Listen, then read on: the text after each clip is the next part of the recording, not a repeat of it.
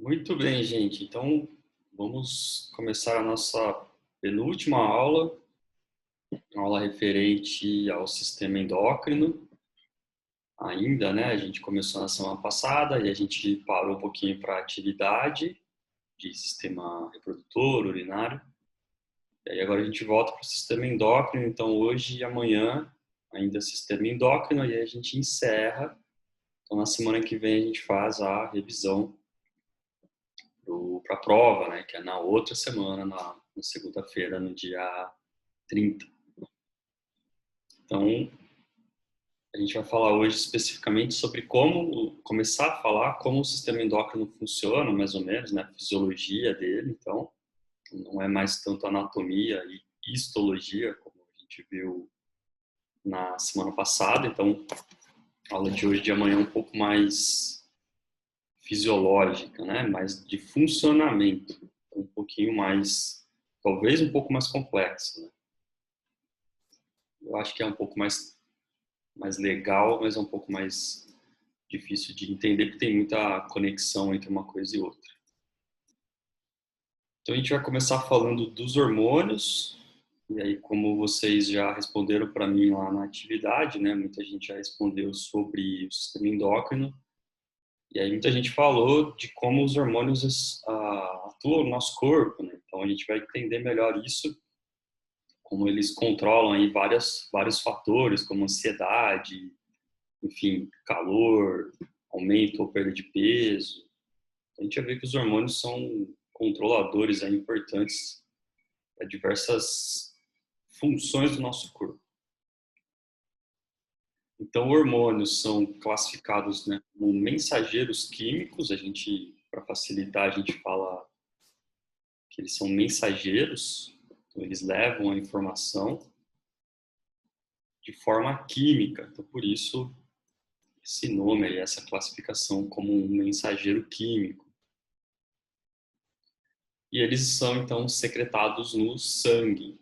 Então, como a gente viu também na aula da semana passada, quando a gente falou de células epiteliais que são especializadas, né, as células endócrinas, ou os tecidos endócrinos, nós vimos lá que uma das classificações, uma das formas, né, que o sistema endócrino atua é por liberar a sua substância no sangue. Então, os hormônios são aí mensageiros químicos que vão ser disparados ou lançados no sangue. Então, basicamente, são moléculas, tá? Então, a gente tem diferentes tipos de moléculas que formam aí os hormônios.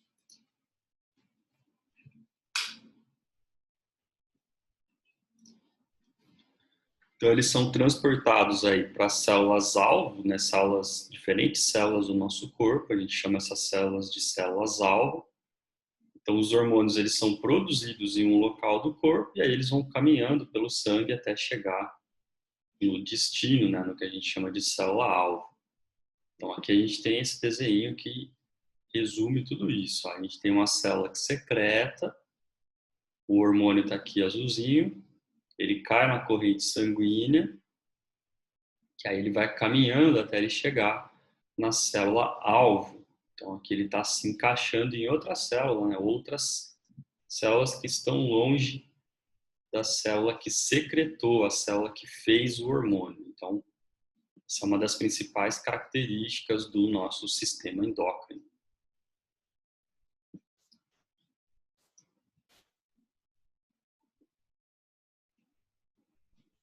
Aí outra característica importante do sistema endócrino é que ele tem efeitos que são intensos. Então, quando essa molécula gruda aqui na célula, ela vai disparar um sinal, uma informação, alguma coisa vai começar a acontecer.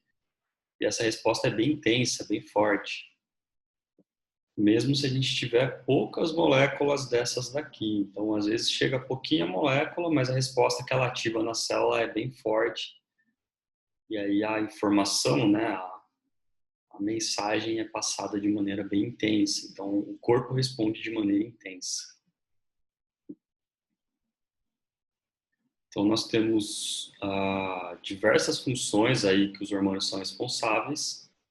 que são consideradas aí tanto contínuas, né, que ficam ativas por vários minutos ou várias horas, e também de longo prazo, né? Elas vão atuar daqui a algum tempo. Desculpa. Então, os hormônios, eles controlam basicamente o metabolismo, a temperatura, o balanço hídrico, como a gente viu um pouquinho nas aulas de sistema urinário, quando a gente falou de rim, a gente falou do balanço hídrico, de como o rim controla a quantidade de líquido dentro do corpo. Então, aí a gente chama isso de balanço hídrico. Controla também a quantidade de íons. Então, os hormônios também são responsáveis por manter os íons no sangue ou tirar do sangue, por exemplo, ou da célula, ou tirar da célula.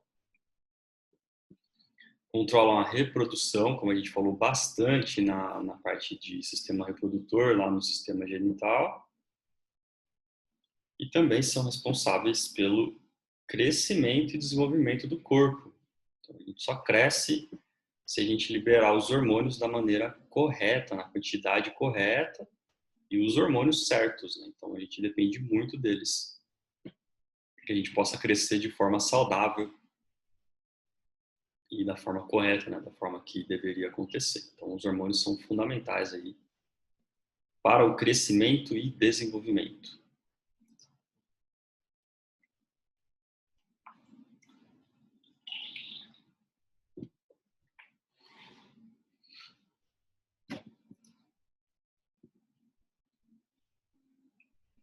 Então, os hormônios, eles vão atuar nessas células aqui, ó, que a gente chamou de células-alvo.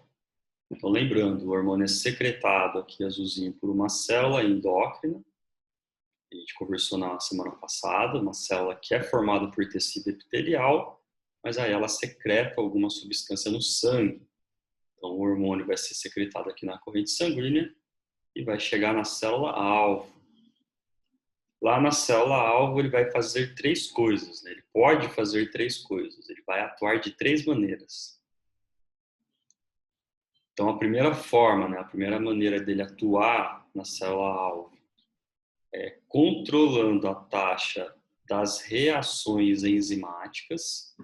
Então, para exemplificar, tentar entender um pouquinho melhor, a reação enzimática acontece o tempo inteiro no corpo, de diferentes maneiras. Então, esse desenho aqui, ele mostra quando a gente tem alguma reação química acontecendo no corpo. Então, tá aqui, ó, caminho da reação. E aí tem duas formas dessa reação acontecer. Se tiver sem enzima, então a reação química vai ser mais difícil, vai ter mais dificuldade para acontecer. É o exemplo do moço aqui empurrando a pedra numa subida, então ele tem que fazer muito mais força. Se tem enzima nessa reação, então ela acontece de forma muito mais fácil, a tranquilidade desse outro moço aqui empurrando a pedra. Não tem subida, né? Ele está meio que numa descida aqui. Então a gente usa esse exemplo para entender como as reações enzimáticas são importantes. As enzimas, elas praticamente aceleram uma reação química. Então, se a gente tem enzima, a reação química acontece mais fácil. Se a gente não tem enzima, essa reação vai ser mais lenta, vai ser mais difícil. Vou dar um exemplo aqui de enzima, que a gente já estudou bastante, mas as enzimas digestórias, por exemplo, são aquelas proteínas que a gente solta no nosso intestino que ajudam a quebrar o alimento, né? Vai dissolvendo o alimento. Se não tem enzima, o alimento vai ser digerido, mas vai demorar mais. Vai ficar muito mais tempo no estômago, por exemplo, ou no intestino. Então a reação é mais lenta, acontece com mais dificuldade. Se tem enzima, a digestão é mais fácil, por exemplo.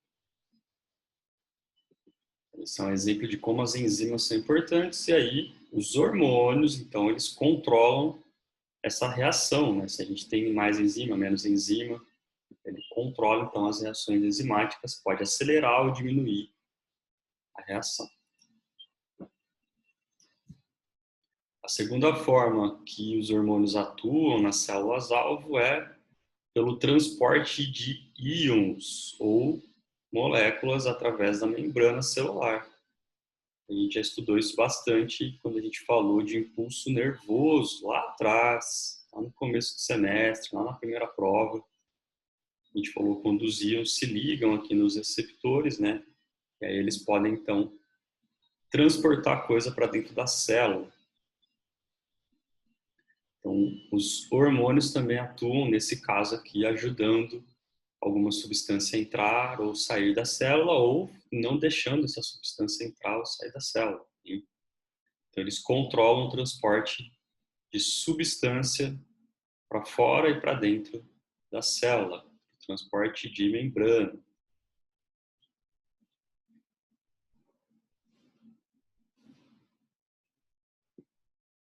E aí aqui um exemplo no transporte de membrana é quando a gente come, né? Então, se a gente faz uma alimentação, se a gente come um pão, por exemplo, nesse pão tem carboidrato. Esse carboidrato vai ser digerido lá no nosso intestino, no estômago. E na hora dele ser absorvido, para ele poder entrar em outra célula, para esse carboidrato que foi transformado agora em glicose, imagina que aqui, o verdinho, aqui está escrito até, ó, glicose aqui. Então, essa glicose verdinha veio do pão que a gente comeu, nosso intestino absorveu, e aí essa glicose está na corrente sanguínea aqui fora. Então, azulzinho aqui é a corrente sanguínea. Para a glicose entrar na célula, por exemplo, no músculo, para o músculo poder contrair, para ele poder movimentar, a glicose tem que entrar nesse músculo. Para ela passar pela membrana celular do músculo, a gente precisa de um hormônio, que é a insulina. Então, a insulina é um hormônio que controla o transporte de substância pela membrana da célula. Então, a insulina se liga, a glicose vai conseguir ser transportada internamente. E aí a célula muscular, por exemplo, vai conseguir utilizar essa glicose. E aí o músculo contrai.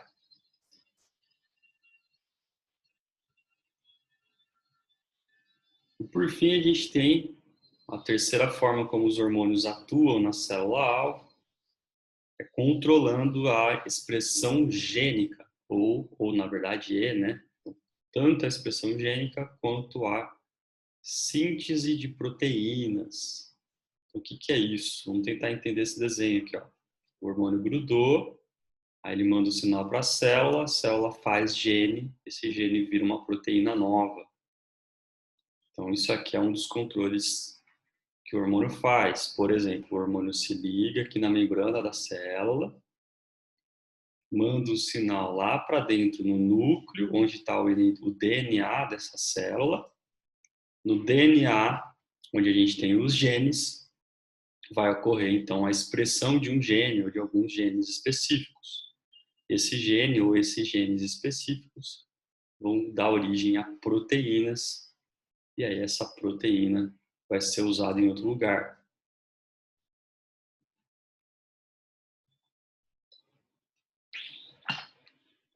Então, nesse exemplo aqui, a gente pode pensar, deixa eu ver, no exemplo do hormônio do crescimento, por exemplo, o GH. Então, faz de conta que essa célula verdinha aqui é a célula que faz o GH. Então, o GH é um hormônio que a gente vai estudar depois, que é um hormônio que ajuda o corpo a crescer. Ele aumenta o corpo, ele faz o corpo aumentar de tamanho, o osso, o músculo. Então, ele é importante para que a gente possa aumentar de tamanho de uma forma geral, principalmente na infância.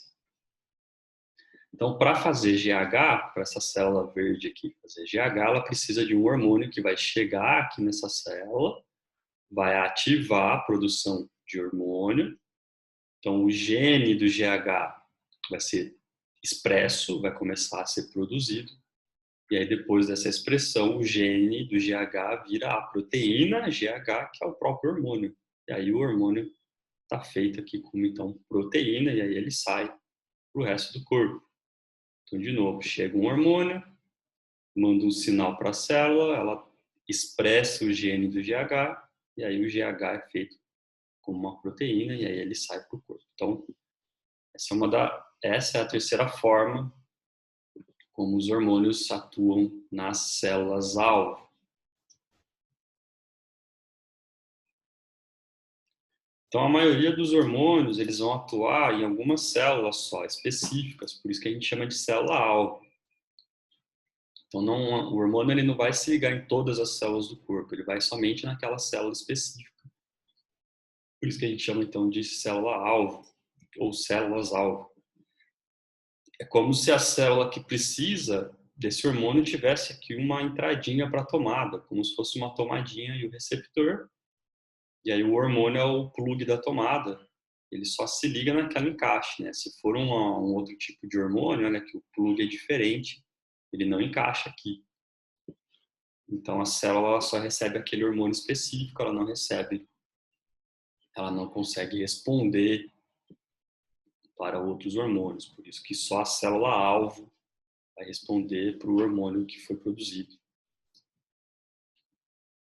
Então, como eu falei, a célula ela vai ter receptor, são essas entradinhas aqui da tomada, e funciona também como neurotransmissor, que a gente estudou lá atrás na aula de sistema nervoso, lá na parte de potencial de ação, de impulso nervoso, a gente falou bastante de neurotransmissores. Eu usei esse bonequinho verde aqui como um mensageiro. E lembrando, como eu falei no primeiro slide aqui, o hormônio é um mensageiro químico, né? Então, os neurotransmissores a gente meio que também classifica como hormônios, vários deles. A gente falou bastante lá da ocitocina, da adrenalina, por exemplo, que mais? Da melatonina, serotonina, todos eles são classificados como neurotransmissores, também classificados como hormônios, é a mesma coisa. Então, são substâncias que mandam uma mensagem, né? E aí, para mandar essa mensagem, eles precisam se ligar aqui no receptor, na tomadinha.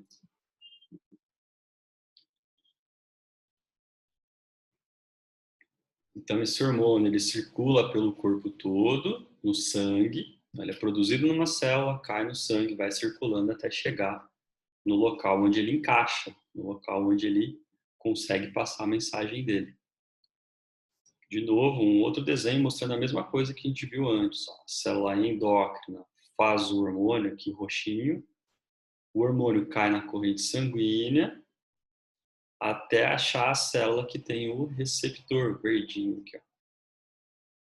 Quando ela acha o receptor, ela se liga e aí ela passa a mensagem. Se ela não acha o receptor, igual essa célula, esses hormônios aqui, ele não passa a mensagem agora, ele vai passar a mensagem na célula que ele achar o receptor.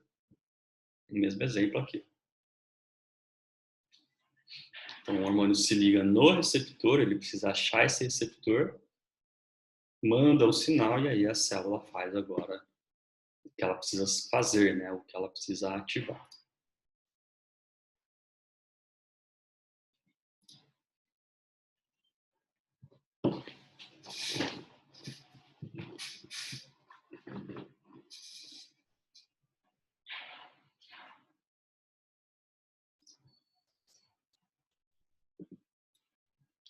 E aí a gente tem uma característica importante que a gente falou um pouquinho lá na aula de sistema nervoso, que é em relação a essa produção ou remoção de receptor.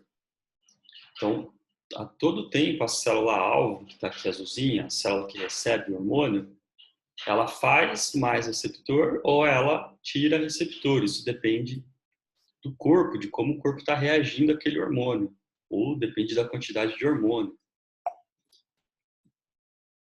Então, geralmente, uma célula-alvo, como essa daqui, ela vai ter de 2.000 a 10.000 receptores. Então, no meu desenho não cabe aqui, né? Mas faz de conta que o amarelinho aqui, a gente teria de 2.000 até 10.000 espalhados aqui na membrana da célula.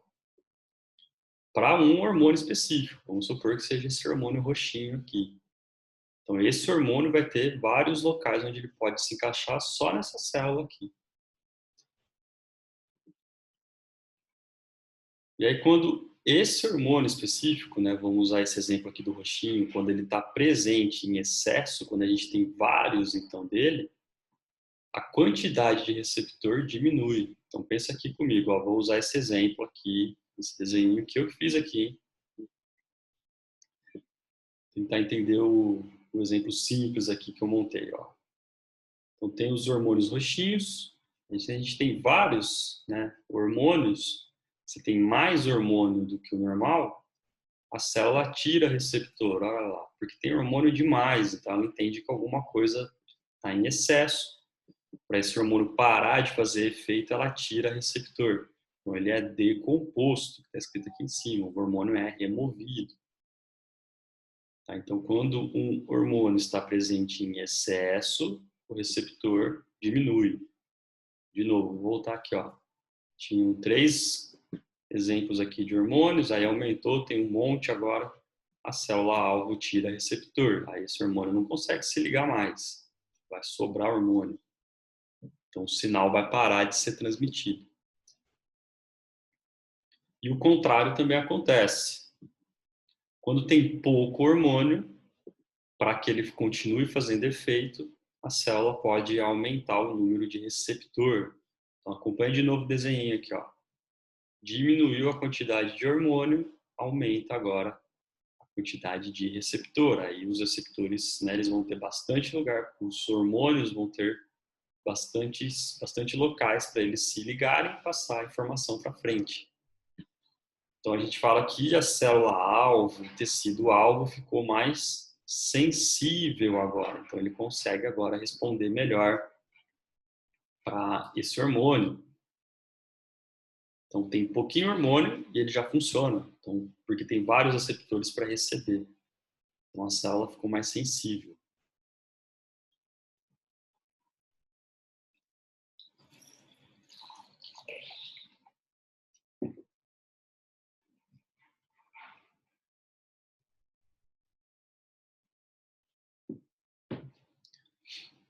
Tá bom? E aí ao contrário, então quando tem muito hormônio, como é o exemplo que a gente usou aqui antes, a célula fica menos sensível, porque ela perde receptor. Então tem muito hormônio sendo produzido e o receptor vai embora. A gente usou esse exemplo no caso do vício em algumas drogas, né, ou algumas substâncias. Quando a gente tem essa substância em excesso, a célula diminui o número de receptor. Então pensa lá, vamos lembrar do exemplo que a gente viu lá atrás nas aulas de nervoso, sistema nervoso, quando a gente falou, por exemplo, do cigarro. Vamos usar o exemplo da nicotina. Faz de conta que o roxinho aqui é nicotina. Cada vez que a pessoa fuma, mais roxinho entra no corpo. Se tem um monte de roxinho, deixa eu voltar ao desenho aqui, ó. Tem um monte de roxinho. O que a célula faz? Ela tira receptor. Olha lá. Porque tem roxinho em excesso. Então ela vai ter que remover, né? Porque tem muita coisa sendo, tem muita informação sendo disparada. Então ela diminui o receptor. Quando a pessoa para de fumar, diminui o número de nicotina, a célula volta a produzir receptores. Então ela volta a ficar mais sensível. De novo, esse foi o exemplo que a gente usou também lá atrás nas aulas de sistema nervoso, principalmente quando a gente falou de neurotransmissor e receptor, que é a mesma coisa aqui.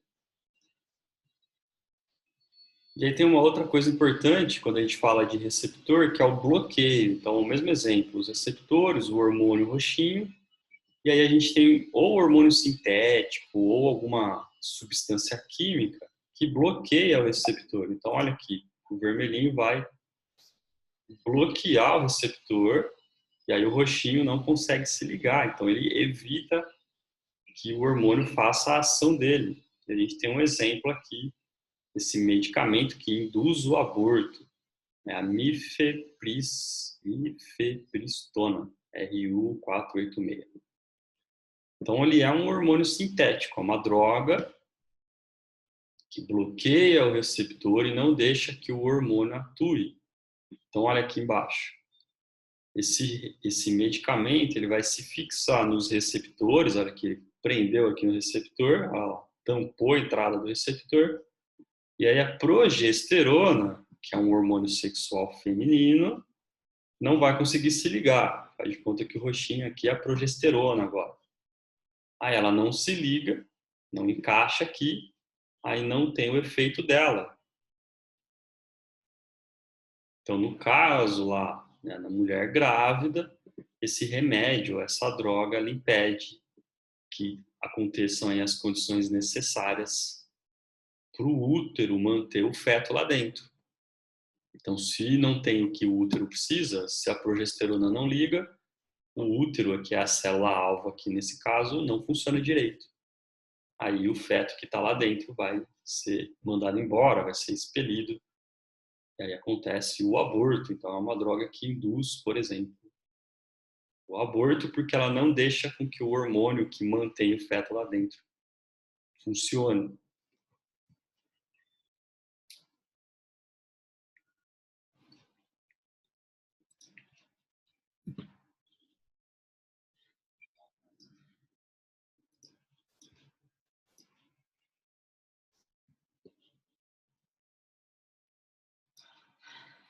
Em relação ao controle, né, da liberação dos hormônios, alguns hormônios eles são liberados por estímulos bem claros, então, como a gente falou da insulina, a gente consome algum alimento, aumenta a quantidade de glicose no sangue, aí a insulina é liberada. Então, é um estímulo bem claro. Então, a gente tem um exemplo aí da insulina. Comeu o bolo, vai cair glicose na corrente sanguínea, e aí aumenta, então, a produção de insulina.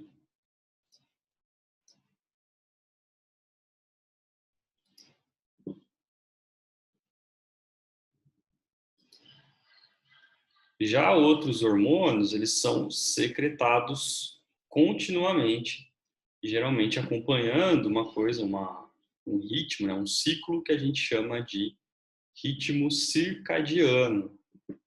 Então, os hormônios, esses hormônios, no caso, são liberados aí de acordo com o horário do dia ou o estímulo que está acontecendo no dia, naquele momento.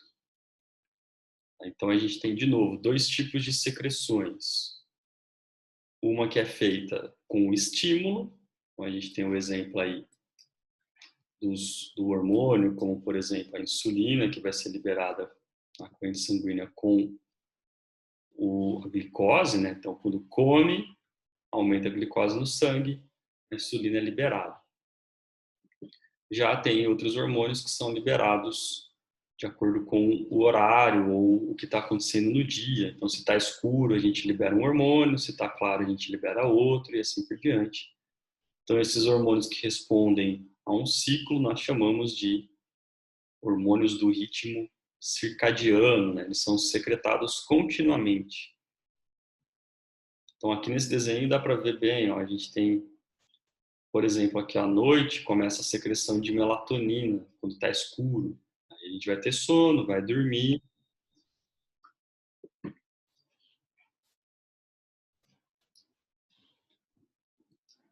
Depois disso, a gente tem, voltando aqui, o sono profundo, a temperatura do corpo muda, aí às 6 da manhã a secreção de melatonina para, depois mais tarde tem um pico na secreção de cortisol, a gente fica mais alerta, aí está aqui no meio do dia, aqui a gente consegue ter mais coordenação na parte da tarde, e aí nessa parte aqui tem mais eficiência, né, cardiovascular, muscular, depois aumenta a pressão, enfim. Então, todas essas alterações são bem comuns para todo mundo, elas acontecem de uma forma bem parecida em todos os corpos, né? Então, a gente tem essa coordenação dos hormônios bem parecidas para todo mundo. Tá? Então, isso acontece de acordo com um ritmo, um ciclo, tudo bem que varia bastante de pessoa para pessoa, tem gente que libera mais, tem gente que libera menos, ou o horário varia um pouquinho, mas de uma forma geral isso é bem controladinho e bem semelhante para todo mundo. Bom, e esses hormônios entram, como por exemplo aqui a melatonina, o cortisol, eles entram nesse exemplo de hormônios do ritmo circadiano. Então, é o ritmo, ele pode ser chamado também, né, de ritmo biológico ou ciclo circadiano, é a mesma coisa. São nomes diferentes para a mesma coisa. Aqui tem um outro desenho mostrando a mesma coisa, ó, os horários onde a gente tem pico de atenção, maior coordenação, né? No caso aqui o desenho está mostrando essa parte sendo de manhã. Então, à tarde a gente consegue ter reação mais rápida, melhor coordenação, mas a atenção geralmente fica na parte da manhã, porque a gente tem os hormônios que deixam a gente concentrar, focar mais aqui nessa parte da manhã. Depois das 18 aqui, ó, como muda a temperatura do corpo. Então a gente aumenta a temperatura corporal, a pressão arterial aumenta. À noite começa de novo aqui, ó, secreta melatonina, entra no sono, cai a temperatura do corpo, e a gente está dormindo, né? Ou pelo menos deveria estar. E aí depois às 6 da manhã tem a liberação de cortisol, que aí começa de novo todo o ciclo, né, para concentração, a gente pensar e coordenar melhor e assim por diante. Então, olha lá, a temperatura do corpo, a pressão arterial, alguns processos metabólicos, tudo isso é alterado pelo ritmo circadiano. Tem esse outro gráfico aqui que é bem legal, a temperatura do corpo em graus. Então, olha que legal, que meia-noite, a temperatura do corpo está aqui abaixo de 37. Conforme vai passando a noite, ela cai, até chegar a parte da manhã. Acordou, a temperatura do corpo aumenta, olha lá, meio-dia ainda a temperatura está aumentando, até o fim da tarde a temperatura atinge o pico. Olha aqui, ó, a temperatura corporal mais elevada, às 18. Então aumentou, chegou em 37, mais ou menos. Aí começou a ficar escuro, a temperatura cai de novo. Aí começou outro dia, sobe de novo. Por isso que é um ritmo, né? Um ciclo que acontece todos os dias, dos hormônios sendo liberados nesses horários. Então, a temperatura, ela atinge o pico no fim da tarde, e aí de manhã ela cai. Então, pessoas que são consideradas matutinas, né, que funcionam melhor de manhã, que acordam cedo, conseguem trabalhar cedo, a temperatura corporal geralmente sobe antes da hora de despertar, aqui, ó, mais ou menos nessa parte, né? Começou a ficar claro, a pessoa vai acordar, a temperatura corporal sobe. Já nas pessoas que gostam mais da noite, conseguem trabalhar mais à noite, concentrar, né, à noite, a temperatura corporal ela não vai ter baixado ainda durante a manhã, né? Então não vai ter caído aqui, ó, conforme cai, né, do jeito que cai nas pessoas matutinas. Então é um controle que muda, né, de pessoa para pessoa de acordo com os hábitos de como essa pessoa funciona, né? Isso também varia bastante.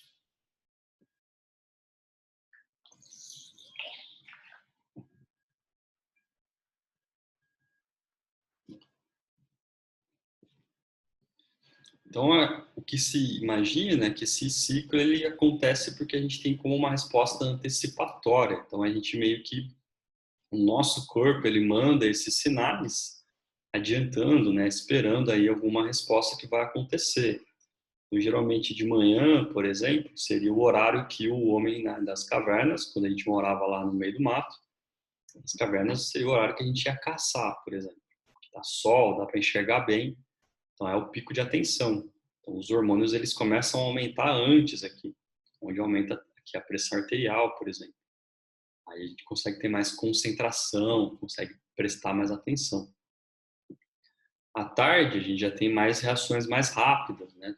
Provavelmente aí já para fugir de algum animal que vai estar caçando a gente, alguma coisa do tipo. Que estava, né? Lá na época das cavernas. E à noite, a hora que vai dormir, a temperatura cai, né? Porque a gente tem que relaxar, então o metabolismo diminui, a temperatura corporal cai. Então todas essas respostas, elas meio que funcionam antecipando alguma coisa do dia. E aí a gente tem então ritmos sazonais, né? Que são associados também à reprodução, que vão estar relacionados à estação do ano ou ciclo de claro e escuro. Então, dependendo da estação do ano, nossos hormônios funcionam, né? Eles começam a ser liberados mais cedo ou mais tarde. Isso está de acordo também, então, com o ciclo de reprodução, o ciclo reprodutivo, que geralmente acontece mais durante a época de calor. Na época do frio, os animais têm que se esconder, né? Têm que se proteger do frio, então esse ritmo muda. Por isso que é sazonal, vai de acordo com a época do ano.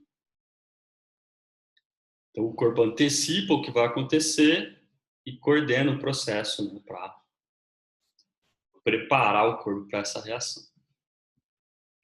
Isso acontece até hoje, né? Então, quando a gente vai, por exemplo, quando a gente sabe que no dia seguinte a gente tem uma reunião importante, tem uma entrevista de emprego, por exemplo, tem um trabalho importante para apresentar, então vai acontecer alguma coisa importante, a gente começa a se preparar com antecedência, né? Pelo menos deveria, Mas mesmo que a gente não faça muita coisa, o corpo já meio que percebe isso.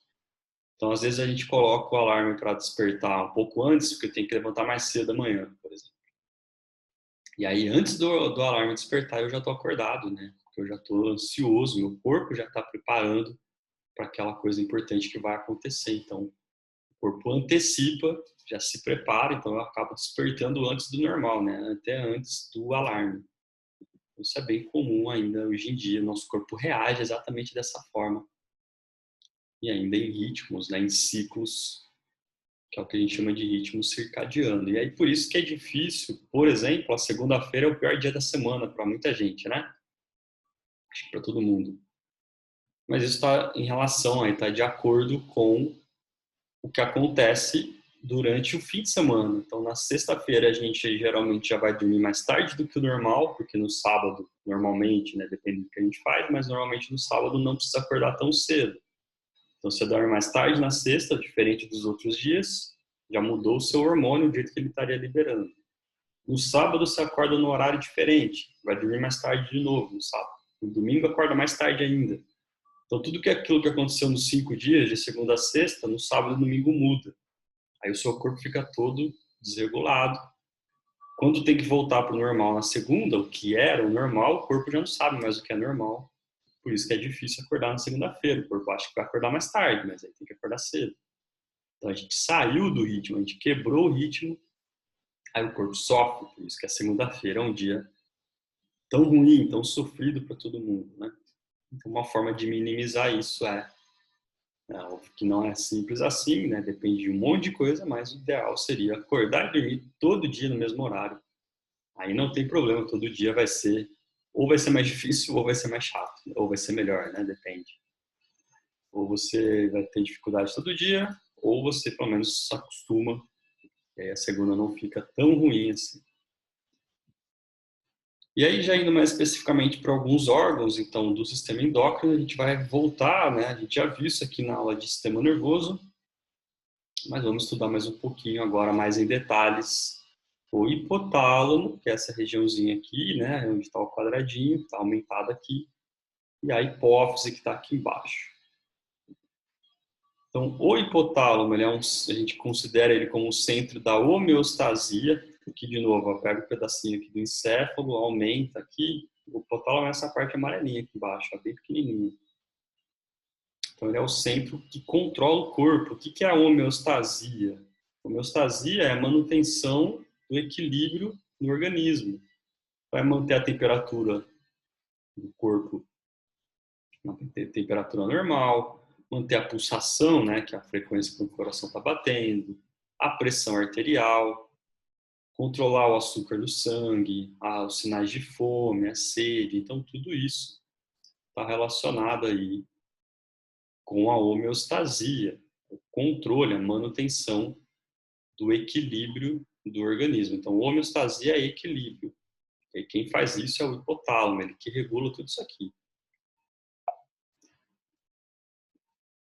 Então, para regular tudo isso, ele recebe informação de vários locais do corpo. Então, ele recebe sinal de órgãos internos e da retina, né, que está aqui no nosso olho. Ele recebe informação, como luz, como informação que a gente está, né, buscando, visualizando, vem tudo para o hipotálamo. E aí ele controla, então, a parte que a gente chama de autônoma do nosso sistema nervoso, como a gente estudou lá atrás também. A gente tem a parte somática, que é o que a gente controla, o que a gente decide fazer, movimentar o dedo é somático. A respirar é autônomo, por exemplo. Então, quem controla isso é o hipotálamo. Eu não preciso pensar para respirar. É automático, autônomo. Quem faz esse controle está nessa região aqui, por exemplo, do hipotálamo.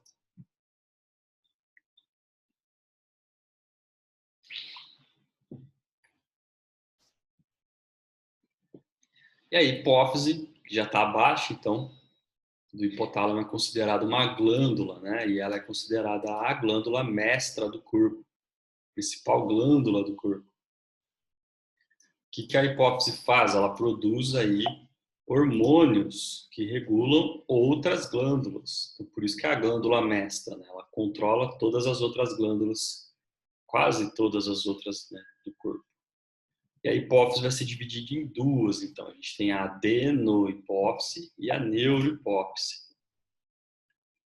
E aí, de novo, né, lembrando que a hipófise é controlada pelo hipotálamo, que está lá em cima, que a gente acabou de falar. Vou voltar no desenho anterior aqui.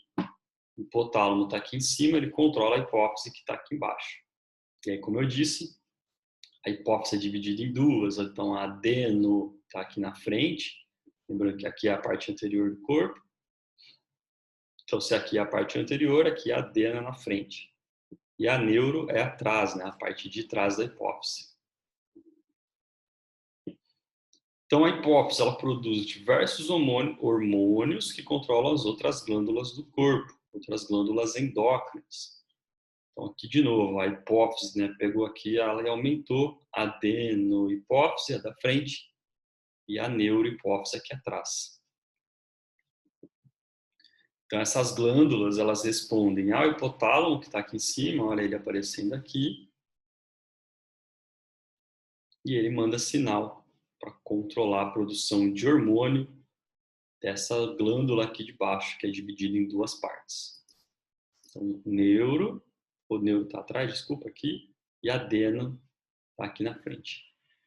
Então, começando pela adenohipófise, que está aqui na frente, ó, ela faz hormônios que também regulam diversas funções do corpo. Então, a liberação de hormônios que foram produzidos na hipófise acontece por estímulo de hormônio que veio do hipotálamo. Então, pensa aqui comigo, ó, o hipotálamo está lá em cima, como nós vimos no desenho anterior. O hipotálamo produz hormônio que cai aqui no sangue, e aí esse hormônio chega aqui na hipófise anterior e manda ela produzir outro hormônio. Então, é um sinal hormonal que vem pelo sangue, ativa ali, e aí aquela região faz outro hormônio. Então, esses hormônios que vieram do hipotálamo, eles chegam aqui através de um sistema porta, que a gente chama, que é esse monte de veias e artérias que tem aqui na hipófise. Então, vamos tentar entender nesse desenho aqui, ó. O hipotálamo tem aqui os neurônios dele, acompanha aqui o quadradinho. Neurônios no hipotálamo que fazem hormônios, né, sintetizam neurohormônios ou hormônios do sistema nervoso que são liberados nesse capilar. Olha a corrente sanguínea aqui. As veias porta, que a gente acabou de falar, essas veias que estão aqui, chegam, né, elas carregam o hormônio que veio do hipotálamo, o neurônio aqui dele. Foi liberado aqui, carrega o hormônio até ele chegar na adenohipófise. Então, chegou lá na adenohipófise. Lá na adenohipófise, as células, que são essas roxinhas aqui, células endócrinas, liberam os hormônios dela.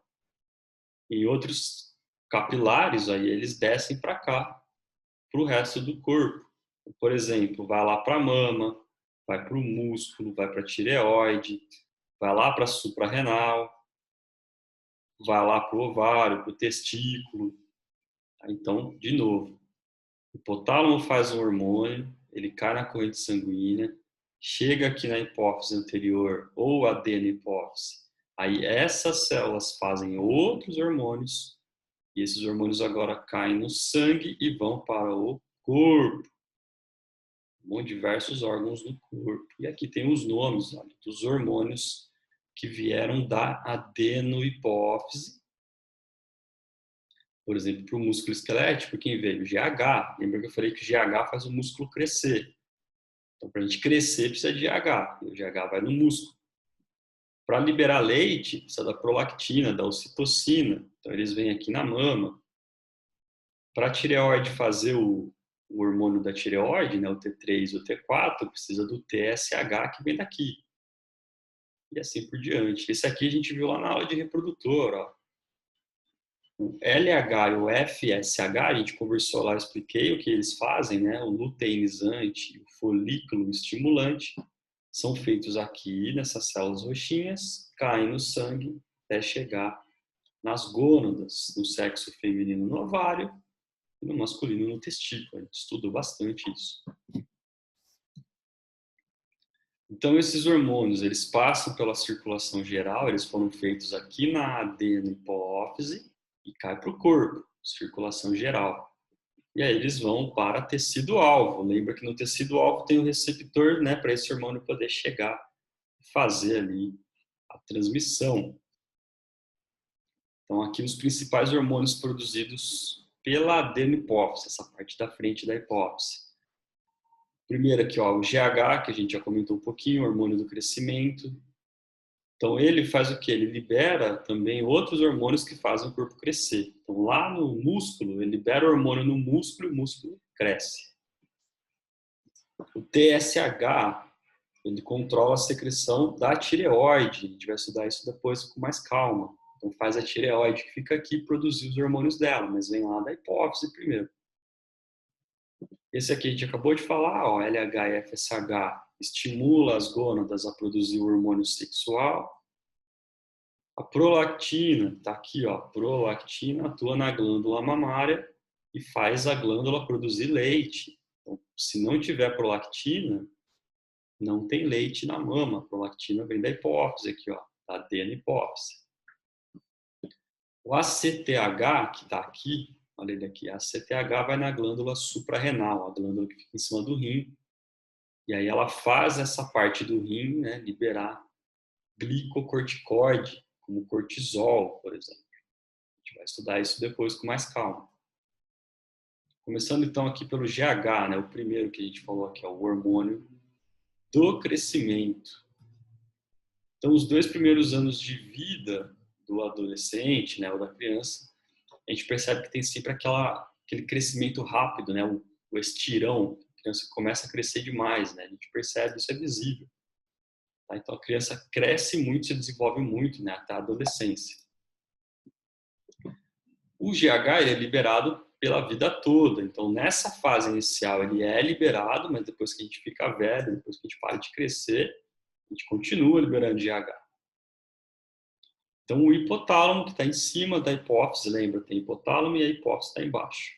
O hipotálamo libera um outro hormônio e esse hormônio estimula, está escrito aqui, ó, estimula a produção de GH na adenihipófise. Olha aqui comigo, ó. Aqui no hipotálamo, ele produz um hormônio que é o GNRH. Aí ele vem, olha o maisinho aqui, ele vem na adenihipófise e aí a adenihipófise faz o GH, o hormônio do crescimento. Esse hormônio cai na corrente sanguínea e vai para o fígado, olha lá. Lá no fígado e outros tecidos, como o músculo, ele faz crescimento. Olha lá, cresce cartilagem, cresce osso, cresce músculo, como eu falei antes. Então, primeiro, o hormônio do hipotálamo, o GNRH, vem aqui na frente, faz essas células fazerem o GH, e aí o GH cai no corpo e vai atuar crescendo as células do corpo.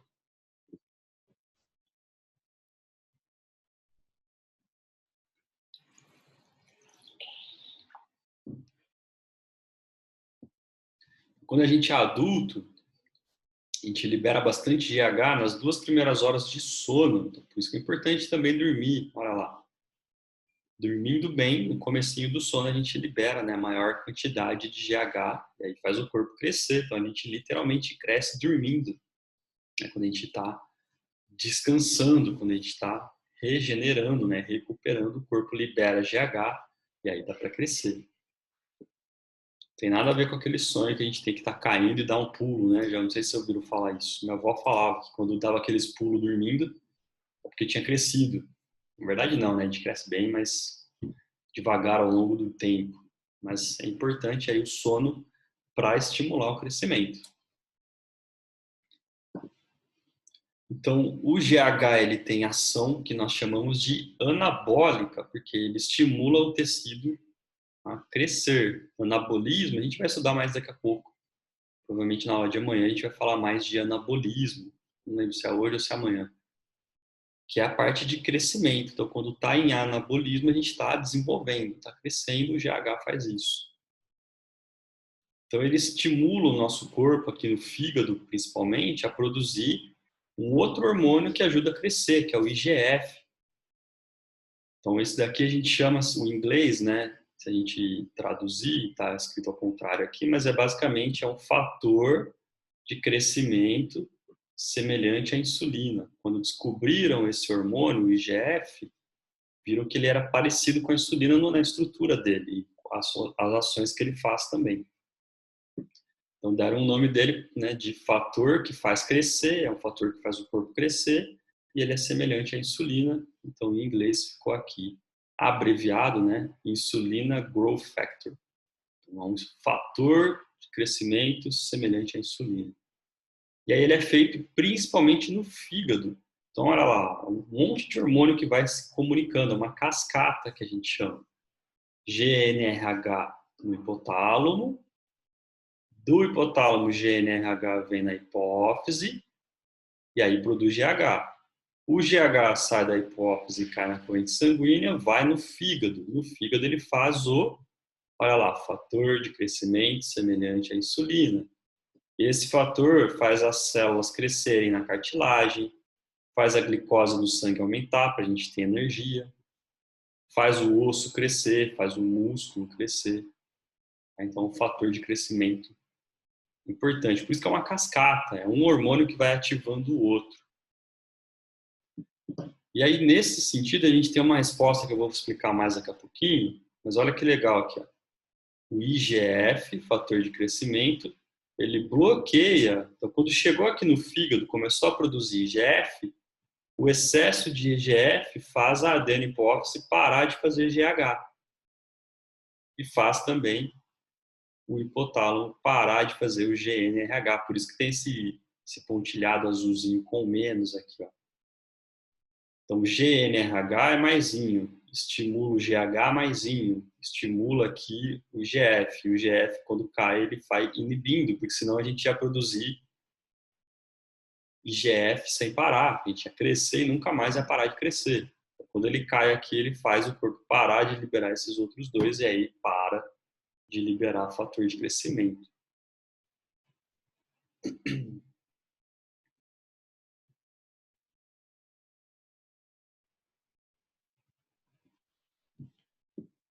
E aqui tem uma coisa legal, que quando eu trabalhei na pesquisa, lá na USP, eu trabalhei muito tempo com camundongo.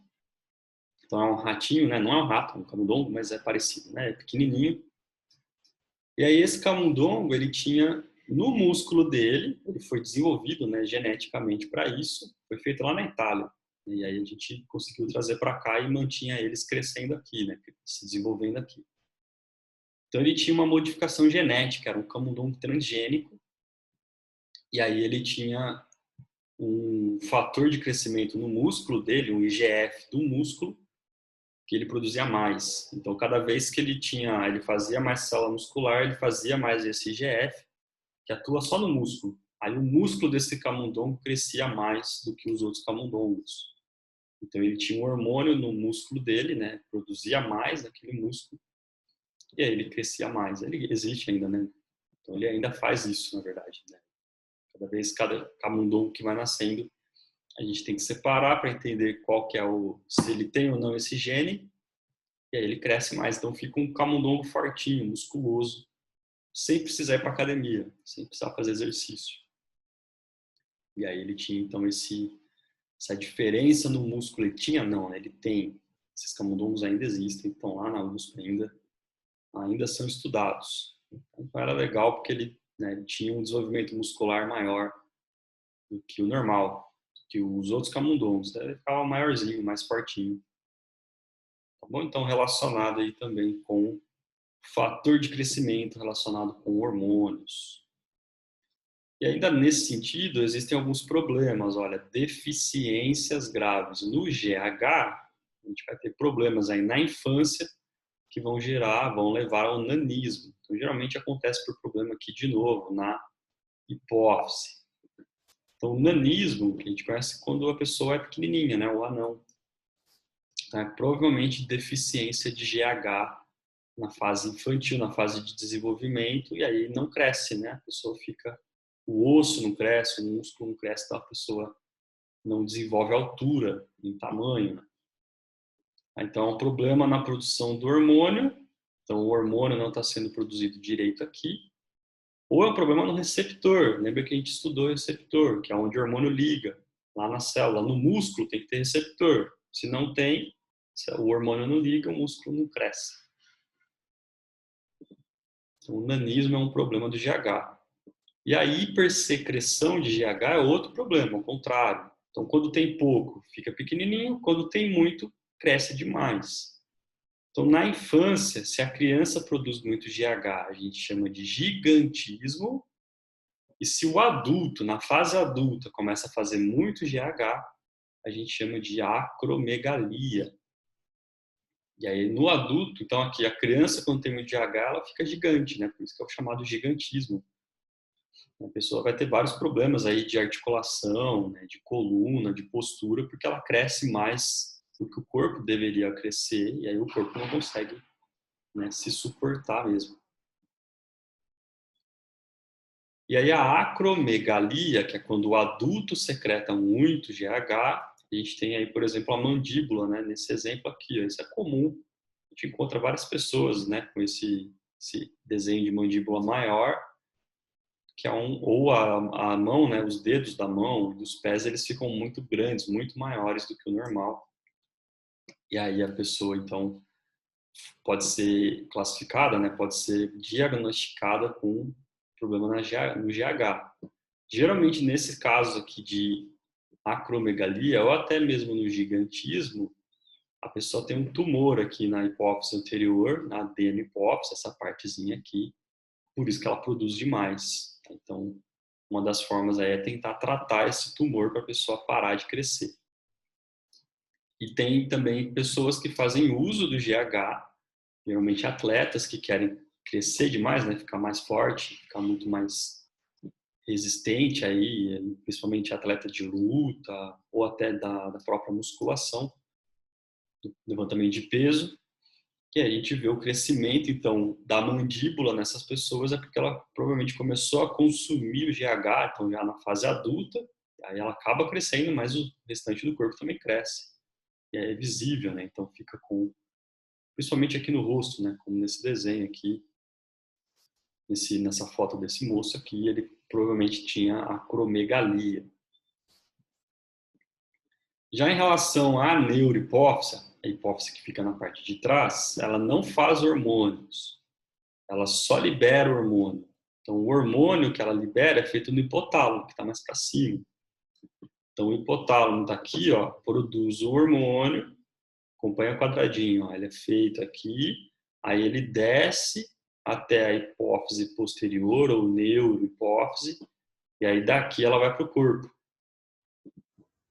Então, a gente tem basicamente dois hormônios que são feitos aqui na neurohipófise. A gente tem a vasopressina, que está aqui, ó, vasopressina, e a ocitocina, que a gente já comentou bastante dela na aula de nervoso.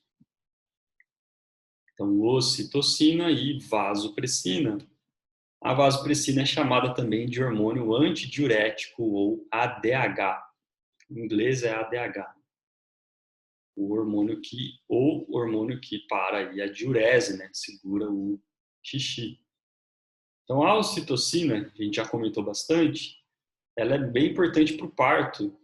Então, ela vai também atuar durante o nascimento do bebê e também, depois que ele nasceu, ele vai atuar nas mamas para produzir o leite. Então, durante o parto, ele faz o colo do útero crescer, né, para poder deixar o nenê sair, e ele também faz, na verdade, é o contrário. Quando a criança tem que nascer, o útero aumenta, né, para a criança poder passar pelo útero e sair.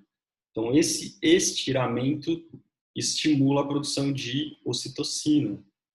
Então, ele é produzido nessa fase, principalmente aí durante o parto. Então, no parto, o útero vai esticando, estimula a produção de ocitocina, e aí o hipotálamo faz a ocitocina, manda na neurohipófise, e aí ela vai lá na parede do útero, a ocitocina faz o útero contrair para expulsar a criança. Então, é um reflexo, né?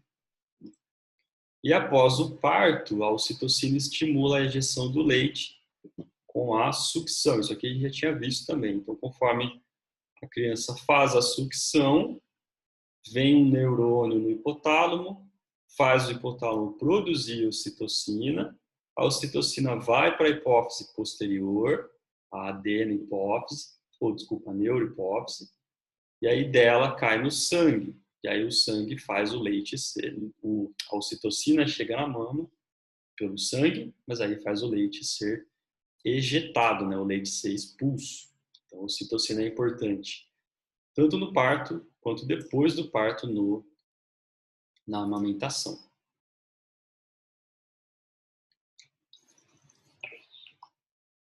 Mas o sexo masculino também produz a ocitocina. E aí a gente lembra que no sexo masculino não tem o útero, né? Então não tem essa resposta de contração, não tem produção de leite, mas ainda assim existe ocitocina. Então o que se sabe, ou o que se acredita, pelo menos, é que a ocitocina, tanto no sexo masculino quanto no feminino, mas aí também, né, no caso agora no masculino, atua com o efeito protetor da prole. Então é quando o pai e a mãe têm aquele estímulo de proteção dos filhos. Por isso que o sexo masculino também produz e ajuda a criar esse efeito, né? Então o pai ou o sexo masculino fica aí responsável, né? Ele tem aquela sensação de que ele tem que cuidar também do recém-nascido, da prole. Então não é importante só no sexo feminino, é importante também no masculino. Por isso, né? Pela proteção, por essa sensação, né? Por esse estímulo para proteger os filhos. E também tem, né, ele pode também atuar, e a ocitocina não se sabe direito, mas ela pode ter um efeito, né, responsável aí pelo prazer sexual, de novo nos dois, né, no masculino e no feminino, durante e após o ato. Então também é importante para esse tipo de estímulo. Já o ADH, que é o outro hormônio que vem da neurohipófise, né, da parte de trás aqui, ó, da neurohipófise, que é o hormônio antidiurético, né, chamado também de vasopressina. Ele vai atuar no rim, então ele vem lá do hipotálamo ele desce na neurohipófise, e da neurohipófise ele cai na corrente sanguínea. Na corrente sanguínea ele vai lá no rim, lá embaixo. E aí ele faz com que o rim corte, né, a produção de urina. Ele é antidiurético, ele diminui a produção de urina. Como que ele faz isso? Ele faz com que o rim puxe mais água para o sangue. Lembra disso aqui quando a gente estudou o sistema urinário? Vocês desenharam para mim isso daqui, inclusive na última atividade, né? Então o sangue que está chegando aqui manda líquido para formar urina. Quando tem ADH, esse líquido volta para o sangue aqui, ó, na reabsorção. Então o líquido veio para cá, aí o ADH atua aqui, faz esse líquido voltar para o sangue e não ficar na urina. Então diminui a produção de urina, bem importante. Depende da situação, né? Quando a gente não tem ADH, então quando esse hormônio não vem lá do hipotálamo para a neurohipófise para o sangue, aumenta muito a produção de xixi, pode aumentar aí mais de 10 vezes. O normal é de 1 a 2 litros por dia, pode passar para 20 litros por dia, um absurdo. A quantidade de urina a pessoa vai desidratar. Então, a ADH é importante para evitar também essa desidratação, para reter líquido no corpo.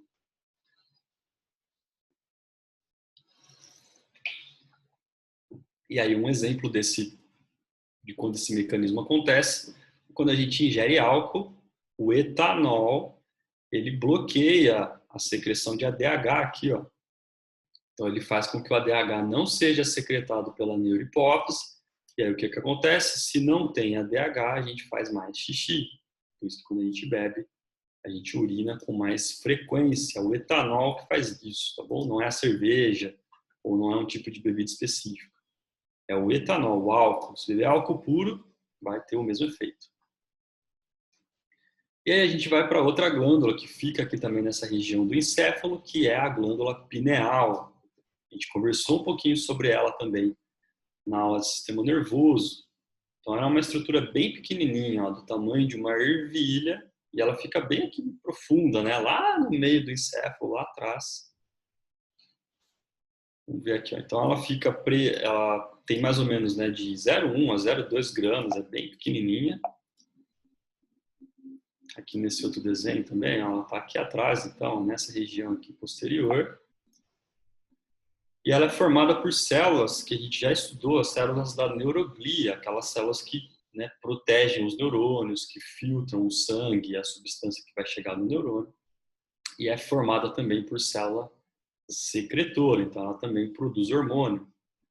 E aí um dos hormônios que ela produz, que a gente conhece, é a melatonina. Então a melatonina, ela ajuda naquele controle do nosso ciclo, né, do nosso relógio biológico, o ritmo circadiano ou ciclo circadiano. E aí ela é controlada pelo hipotálamo também, que a gente já estudou até agora há pouco, o hipotálamo voltando aqui. Está aqui, né, nessa região, o hipotálamo manda sinal então para hipófise também. E aí a melatonina é liberada quando está escuro, então quando está ficando mais escuro à noite, o hipotálamo manda sinais para a hipófise, para a pineal produz a melatonina e aí isso faz, né, isso cria a sensação de sono no nosso corpo. Então, durante o sono, os níveis de melatonina eles vão aumentando, né, até 10 vezes a nossa corrente sanguínea.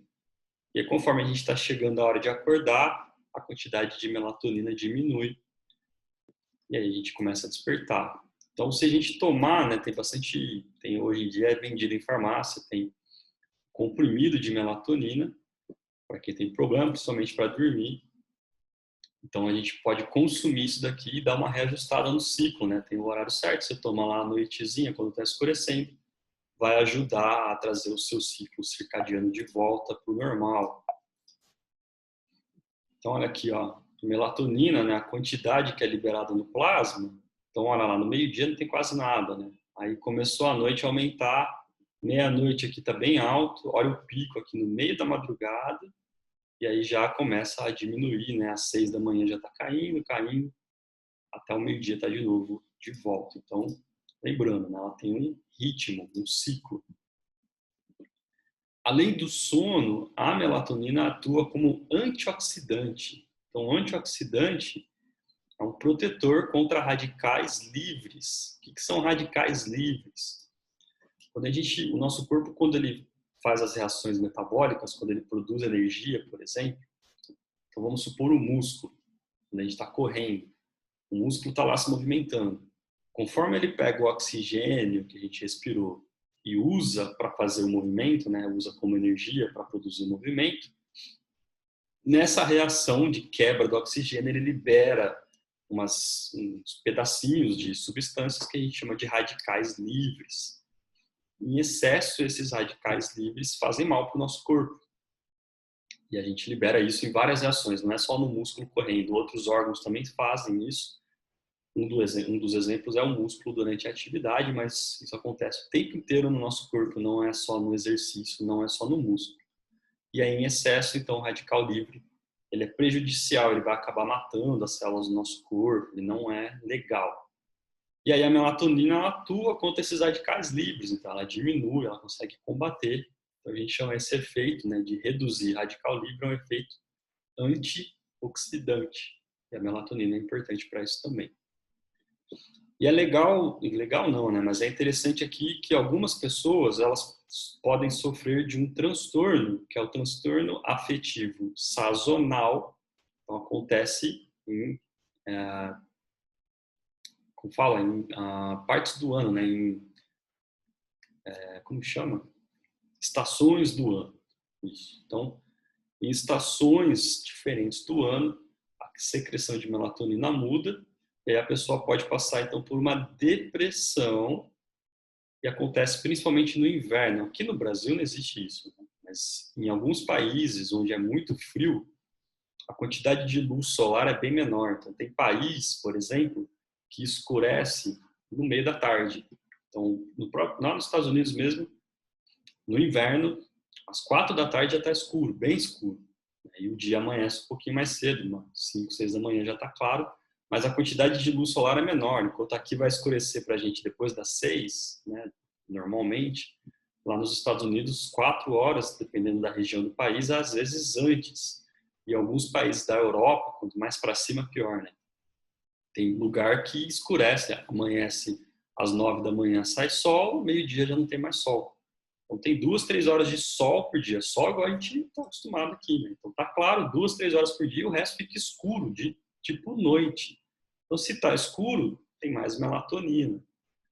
Então isso acaba gerando, não se sabe muito bem como, mas isso gera um transtorno e a pessoa pode ficar depressiva, porque acaba saindo menos, né? Não tem muito o que fazer na rua, porque está escuro, está tudo fechado. Então o corpo começa a responder de forma diferente e isso pode gerar aí então depressão e outros problemas relacionados a isso. E aí existem tratamentos, então, o desenho está mostrando que está nevando, né? Está escuro, não tem sol. Então tem tratamento com luz mesmo para imitar a luz solar e tentar reduzir, né? Diminuir esses sintomas. Isso era mais comum antigamente, quando a gente tinha menos luz, né? Hoje em dia tudo tem luz, somente celular, computador, que inclusive acaba atrapalhando, né? Se a gente usa o celular, o computador até tarde da noite, a gente impede, né, a liberação de melatonina, porque está entrando luz e aí não libera a melatonina. A gente acaba não tendo sono, fica aí com dificuldade para dormir. Bem comum. A televisão faz a mesma coisa. Tá? Então, esse transtorno de quando está muito tempo no escuro pode ter relação, não se sabe direito, mas pode ter relação com a produção de melatonina em excesso. Então, nada que é demais faz bem, né? Tudo tem que estar nos níveis normais. Tá bom, gente? Então, para finalizar, vamos relembrar aqui a aula de hoje. A gente falou um pouquinho sobre os hormônios, né? Como eles são secretados na célula endócrina, cai na corrente sanguínea e atua na célula-alvo nos receptores. Então, a gente falou bastante lá de como os receptores são controlados, se tem muito hormônio, tira receptor, se tem pouco hormônio, a célula faz mais receptor. A gente viu exatamente isso aqui. Então, o hormônio se liga no receptor, manda um sinal e aí a célula dá uma resposta. Um dos exemplos, uma das formas é fazendo gene, que vai gerar proteína e a proteína vai ser secretada, por exemplo. Outras formas é através das enzimas, então pode acelerar tendo mais enzima ou diminuir. E outra das formas é, então, em relação à resposta genética. E a terceira forma, né, quando o neurônio, o hormônio se liga na membrana, e aí na membrana da célula ele deixa outras moléculas entrarem ou sair da membrana da célula. Então são as 3 formas de controle aí dos hormônios. A gente falou bastante do ciclo, né, o ritmo circadiano, inclusive no finalzinho agora a gente falou da melatonina, que está relacionada com o escuro, com o sono. E aí a gente já entrou especificamente em alguns órgãos, né, endócrinos, especialmente o hipotálamo e a hipófise. Então nós vimos aqui o hipotálamo, como ele é responsável por diversas coisas, e a gente conversou um pouquinho sobre alguns hormônios que ele produz, especialmente a gente falou do GH, que é o hormônio do crescimento, a gente falou do nanismo, do gigantismo, da acromegalia. Então, o GH, na verdade, é produzido na adenohipófise, né, aqui na frente, mas ele é estimulado por um hormônio que vem do hipotálamo, o GNRH. Então, GNRH, GH, e aí a pessoa vai crescer. Então, a gente viu que tem outros hormônios, a gente vai falar mais desses outros hormônios da adenohipófise na aula de amanhã. A gente vai entrar mais em detalhe amanhã. E a neurohipófise, a gente viu que ela só guarda o hormônio, né? Ela não faz. O hormônio é feito no hipotálamo e vem para cá. E a gente falou da ocitocina, que tem relação ali com a amamentação, com o parto e também com o cuidado da prole, né? E pode ter relação com o prazer no ato sexual. E a gente falou do ADH, que é o hormônio antidiurético, também é feito no hipotálamo, vem aqui na neurohipófise e ela que secreta. O ADH, ele corta a produção de urina, diminui, né? Então ele traz líquido para o sangue. Se tira o ADH, a gente faz mais xixi. Tá? Então o ADH é importante para a manutenção dos líquidos corporais. Então tá aqui, né? Eu devia ter passado antes, a gente falou de alguns hormônios, especialmente o GH, a gente falou mais hoje, mas outros hormônios a gente vai entrar mais em detalhe na aula de amanhã. O LH e o FSH a gente já tinha falado na aula de reprodutor, mas eles também são feitos aqui, né? Relembrando então, na adeno. Amanhã a gente fala de tireoide, a gente fala da suprarrenal. A prolactina a gente falou hoje que ajuda, né, na produção e na ejeção do leite, né, mais especificamente na produção de leite. E aqui a ocitocina, a vasopressina ou a DH, que a gente tinha comentado agora um pouquinho. E aí no fim a gente falou da pineal, né, que fica aqui na parte mais posterior, aqui um pouquinho atrás, no encéfalo, recebe sinal do hipotálamo também.